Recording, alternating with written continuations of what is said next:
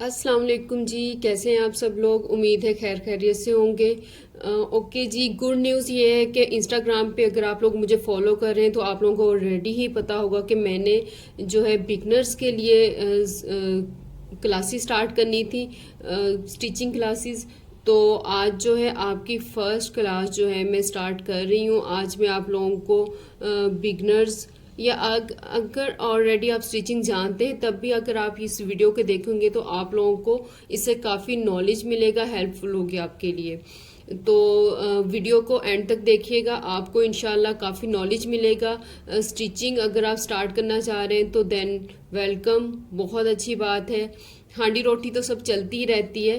तो मेरा ख्याल है औरत में या लड़की में हुनर होना चाहिए, तो स्टिचिंग तो बहुत बड़ा हुनर है। तो अगर डोई हांडी आपके हाथों में है तो रख दीजिए थोड़ी देर के लिए। आज आप सुई धागा पकड़ने की कोशिश कीजिए, इंशाल्लाह आप लोग मेरे चैनल पे बहुत कुछ सीखेंगे मुझसे। स्टिचिंग में आपको बहुत इजी वे में जाके सिखाऊंगी। कोई परेशानी की बात नहीं है कि जी आपको सुई धागा तक नहीं पकड़ना आता, कुछ भी मुश्किल नहीं होता। ओके, मैं यहाँ आपको एक मिसाल देती हूँ कि सपोज जैसे ख़ानदान में कोई आपके फंक्शन हो, शादी का, मेहंदी का, इस टाइप का कोई भी फंक्शन हो, और वहाँ पे आप जाएं और जी बताएं जो आपने ड्रेस पहना हुआ है या आपने खुद डिज़ाइन किया है, खुद स्टिच किया है, तो लिख के रख लें मेरी बात कि आपकी तो वाह वाह होने वाली है पूरे ख़ानदान में। जनाब ये लड़की तो बहुत ही सुगड़ है। खाना खाने के बाद तो लोग भूल ही जाते हैं, लेकिन ये बात माइंड में अड़ जाती है, जनाब ये इस बंदे ने खुद अपना सूट डिज़ाइन किया था। तो डिज़ाइनर खुद के लिए बनना कोई मुश्किल बात नहीं है, कुछ बेसिक बातें जो आपको पता होनी चाहिए। आज मैं इंशाल्लाह आपको फर्स्ट लेसन जो मैं आपको बेसिक टूल्स जो हैं जो यूज़ होते हैं स्टार्ट करने के लिए स्टिचिंग, आज मैं आपको उनके बारे में एक ब्रीफ नॉलेज दूंगी कि आपके घर में क्या क्या होना चाहिए आपके पास, जिससे आप स्टिचिंग स्टार्ट कर सकते हैं। सपोज इसमें से कुछ चीज़ें नहीं भी हैं तो आप कोशिश करें परचेज कर लें, अदरवाइज उनके मतलब कुछ मतबादल मिल ही जाता है घर में। लेकिन कुछ चीज़ें ऐसी होती हैं जो ज़रूरी होती हैं, वो मैं आपको साथ के साथ सारा ब्रीफ करती हूँ कि आपने ये चीज़ें ज़रूर परचेज करनी है। ये चीज़ें इनका मतबादल भी चल सकता है, किस चीज़ को किस तरह यूज़ करना है और कौन सी चीज़ जो है किस टाइम पे यूज़ करनी है। ये आपको छोटे छोटे टिप्स या छोटी छोटी बातें पता हो तो स्टिचिंग इजी हो जाती है। अगर फिर भी आप इन टिप्स को डेली बेसिस पे जानना चाहते हैं तो मुझे इंस्टाग्राम पे फॉलो करें। इंस्टाग्राम पे आपको डेली टिप्स या जो स्टिचिंग के बारे में आइडियाज़ हैं, मैं इंशाल्लाह साथ के साथ जो भी मुझे ज़रूरी लगी डेली बेसिस पे मैं आपको साथ के साथ वो सारी देती जाऊँगी। चलिए अब हम चलते हैं इनकी डिटेल की तरफ। सबसे पहले तो ये जो है, ये जो फैब्रिक सीजर है, आप गौर से देख सकते हैं, इसका आप स्क्रीनशॉट भी ले सकते हैं शॉपकीपर को दिखा के। ये वैसे मोस्टली सबके घर में मौजूद होती है, लेकिन मैं ये कहूँगी ख़राब की हुई होती है, क्योंकि फैब्रिक सीजर को हम उठा के जनाब जो हाथ में आता है इससे काटना शुरू कर देते हैं। कोई रस्सी काट ली, कोई जनाब कागज़ काट लिया, तो ये इसमें थोड़ा ख़राब हो जाती है। इसलिए फैब्रिक हमारा जो है स्मूथली कटता नहीं है। इसलिए अगर आपके पास न्यू पड़ी है तो वेल एंड गुड, उसको सिर्फ फैब्रिक के लिए ही रखें, किसी और चीज़ के लिए मत यूज़ करें, क्योंकि फिर आपका फैब्रिक जो है वो स्ट्रेट नहीं कटेगा, उसमें या तो धागा खिंच जाएगा, कोई ना कोई ऐसा प्रॉब्लम हो जाएगा। फैब्रिक सीजर फैब्रिक के लिए, ये बात आपने रूल नंबर 1 है, ये आपका जो आपने माइंड में रखना है अपने। ओके, एक आइडिया दे देती हूँ मैं आपको कि आप एक अलग से एक छोटी कैंची या ऑलरेडी जो ख़राब कैंची है उसको अलग से रखते घर में, जो वैसे किसी काम के लिए यूज़ करनी है उसे इस्तेमाल करें। आप अपना एक ड्रा अलग से रखें, उसमें आप अपनी ये जो आप स्टिचिंग के लिए चीज़ें यूज़ करने वाले हैं उसको उनमें ही रखें, ताकि ये सबकी अप्रोच में भी ना हो, आपके पास बच भी जाए। अदरवाइज यहाँ इस जगह पे या दंदे, पंजाबी में बोलते हैं, दंदे पड़ जाएंगे, या क्या कहेंगे, ऊपर नीचे कट पड़ जाएंगे। तो इसलिए बेहतर यही है कि इसे जस्ट फैब्रिक के लिए यूज़ करें। अलहदा कामों के लिए अलहदा सीजर जो है आप एक लेकर रख सकते हैं, सस्ती सी वाली, छोटी सी वाली। ये थोड़ी एक्सपेंसिव होती है तो इसे आप अलग ही रखें। ये तो होगी आपकी फैब्रिक सीजर, इसके बारे में मैंने आपको डिटेल से बता दिया। अब इसके बाद हम आते हैं मेयरिंग टेप की तरफ। ये तो हर घर में मौजूद ही होती है। अब मेरे पास अपनी 2 थी, जब मैं फैशन डिज़ाइनिंग पढ़ रही थी तो गुम हो जाती थी, परचेज कर करके रखना पड़ती थी। मैं अब इन लॉज में आई हूँ तो मेरी सास के पास 2-3 मौजूद है, मतलब घर में एक्स्ट्रा ही पड़ी हुई है, तो ये सबके पास होती है। ये होना बहुत ज़रूरी है, इसके बगैर आप लॉन्ग मेजरमेंट नहीं ले सकते। ये आपकी मेजरमेंट्स के लिए होती है, कर्व्स के लिए जो आपने मेजरमेंट लेनी या शर्ट की मेजरमेंट लेनी, सबके लिए यही यूज़ होती है, लॉन्ग मेजरमेंट के लिए स्पेशली। शॉर्ट के लिए तो और भी चीज़ें यूज़ हो जाती हैं, वो मैं आपको साथ बताती हूँ। इसके एक साइड पे इंचेस होते हैं, एक साइड पे इंचेस और सेंटीमीटर्स दोनों होते हैं। कटिंग में ये दोनों ही चलते हैं, तो आपको इसका पता ही होगा। अगर नहीं है पता तो आप देख सकते हैं, या शॉपकीपर पे जाके, आपके करीब कोई भी शॉप हो, आप उसे बोले जनाब मेजरिंग टेप दे दें, ठीक है। उर्दू या पंजाबी में फ़िता भी बोलते हैं, आई थिंक सो, तो आप ये परचेज़ कर सकते हैं। ओके, इसके बाद जो है ये स्केल है, स्टील का आम सा स्केल है, 1 फुट लंबा, मतलब 12 इंच का। ये एक साइड पे इंचीज है, एक साइड पे जो है इसके सेंटीमीटर्स हैं। कटिंग में या स्टिचिंग में ये इंचीज और सेंटीमीटर दोनों ही यूज़ होते हैं, इसलिए हमें ऐसे ही स्केल चाहिए। आप ये लकड़ी का भी होता है, वो भी परचेज कर सकते हैं। डबल वाला भी होता है, मतलब जिस पे 2 फुट 24 इंचज तक होते हैं, वो भी परचेज कर सकते हैं। आपको जो ईजिली अवेलेबल हो, आपके पास किसी शॉप पे मिल जाए, आप उसे परचेज कर लें, उसे रखें अपने पास। ये भी एक बहुत ज़रूरी टूल है आपका स्टिचिंग के लिए। ओके, ये उसके बाद है मिरर स्केल। इस पे जस्ट सेंटीमीटर्स होते हैं, ये डिफरेंट पर्पस के लिए यूज़ होता है। देखें ये किस कदर फ्लेक्सिबल है।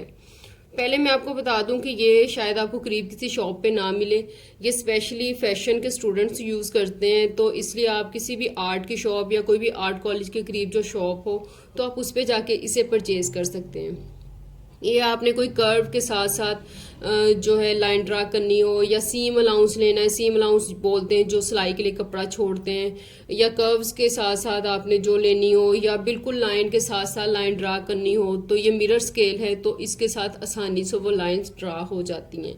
आप अगर ऑलरेडी मुझे देख रहे हैं तो आपको पता होगा मैंने इसे किस तरह यूज़ किया है। नहीं देख रहे तो अब अगर आप नेक्स्ट मेरी वीडियोस देखेंगे तो आपको पता चल जाएगा कि इसके क्या क्या यूजेस हैं, और ये किस किस तरह हम इसे पैटर्न में या कटिंग में इसे हम यूज़ करते हैं। ये काफ़ी ज़रूरी है। अगर नहीं भी है तो चले जनाब, मैं आपको ऑप्शन में इसका भी कोई ना कोई यूज़ बता दूंगी, लेकिन कोशिश करें कि आप इसे परचेज़ कर ही लें। नहीं कर सकते तो छोड़ दें आप इसे। ओके, फ्रेंच कर्व, ये बहुत ज़रूरी है, ये होना ही चाहिए आपके पास। गले की कटिंग, बाजुओं का जो आर्म होल होता है उसकी कटिंग, और बाजुओं की कटिंग, ये सारी शेप्स जो है इसी से आती हैं, परफेक्टली शेप्स। वरना हाथ से आप कर सकते हैं, मैं भी चाहूँ तो मैं भी कर सकती हूँ, मैं आपको भी सिखा सकती हूँ, लेकिन एक जो परफेक्टली होती है ना, वो परफेक्शन आएगी नहीं, वरना वो वही देसी जो टेलरों वाली हाथ वाली क्या कहते हैं गिठे मापने वाली बात हो जाती है। ये उस तरह की हमने नहीं करनी, हमने कोशिश करनी है थोड़ी सी स्टैंडर्डाइज जाके थोड़ा सा हम अपनी स्टिचिंग में इम्प्रूवमेंट लाए, हम घर बैठ के अच्छी स्टिचिंग कर सकें। हम टेलर को जाएं तो उसे थोड़ा नखरा करके दिखा सकें, जनाब आप ये गलत कर रहे हो या आपने इस जगह से ऐसा किया है। तो ये छोटी छोटी बातों से हमारी स्टिचिंग में खूबसूरती आएगी। ये भी आपको फैशन के ही किसी कॉलेज के करीब किसी आर्ट शॉप में मिल जाएगा। आम शॉप्स पे मेरा नहीं ख्याल ये मिलेगा, मैंने 1-2 दफ़ा पता किया है, नहीं मिला मुझे। ये आर्ट की शॉप्स पे ही मिलेगा आपको। आप इसे देख सकते हैं, ये डिफरेंट शेप्स में होते हैं, लाजमी नहीं 100% यही शेप हो। ओके, ये पेपर कटर है। जिस तरह हमने फैब्रिक सीजर को फैब्रिक के लिए यूज़ करना है, इसी तरह हमने पेपर कटर को जस्ट पेपर के लिए यूज़ करना है। इससे हमने धागा नहीं काटना, क्योंकि फिर ये पेपर पे स्मूथ नहीं रहता। हम जब अपने पैटर्न वगैरह काटते हैं, पैटर्न के लिए हम मोस्टली इसी को यूज़ करते हैं, पैटर्न इसी से कट करते हैं हम लोग। तो इसको भी आपने अलग ही रखना है, अलग ड्रा रखें अपना, उसमें अपनी ये चीज़ें रखें। ये ट्रेसिंग व्हील है जनाब। ट्रेसिंग व्हील का यूज़ मैंने अपने जो पैटर्न्स बनाए उनमें बताया भी है।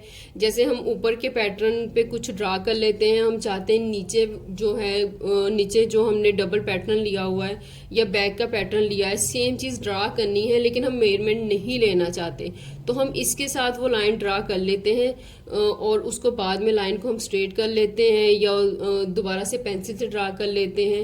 ये व्हील जो है ये इसलिए यूज़ होता है, ये ट्रेस करने, ट्रेसिंग व्हील का मतलब ट्रेस करना, एक चीज़ को सेम किसी और चीज़ पे ट्रेस कर लेना। ये फैब्रिक पे भी ट्रेस हो जाता है, लेकिन फैब्रिक की टाइप पे डिपेंड करता है। बाज़ टाइप पे ये ड्रा नहीं होता, बाज़ टाइप पे ये ड्रा हो जाता है।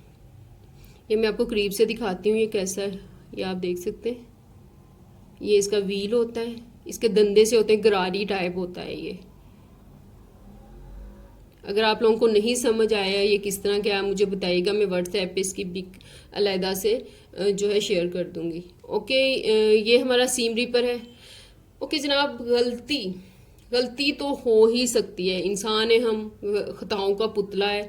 तो ये हमारी गलतियां सुधारने के लिए जो है सिलाई में सीम रीपर यूज़ होता है। सीम रीपर मतलब जो हमारी सिलाई है उसको हमने उधेड़ना हो या कोई छोटी सी जगह हमने कट करनी हो, जैसे बटन लगाने के लिए हम कोई छोटा सा सुराख करना चाह रहे हैं, इस टाइप की कोई कटिंग जो होती है, और जो हमने सिलाइयाँ जिसे हम कपड़ा डैमेज ना हो, जब सिलाई ही हमारी उधड़े, तो हम ये यूज़ करते हैं सीम रीपर। इसका मैं यूज़ अगर आप लोगों को नहीं पता तो आप मुझे बता सकते हैं, मैं आपको इसका यूज़ करके दिखा सकती हूँ ये कैसे यूज़ होगा। ये ऐसे सिलाई में डलता जाएगा और सिलाई को काटता जाएगा।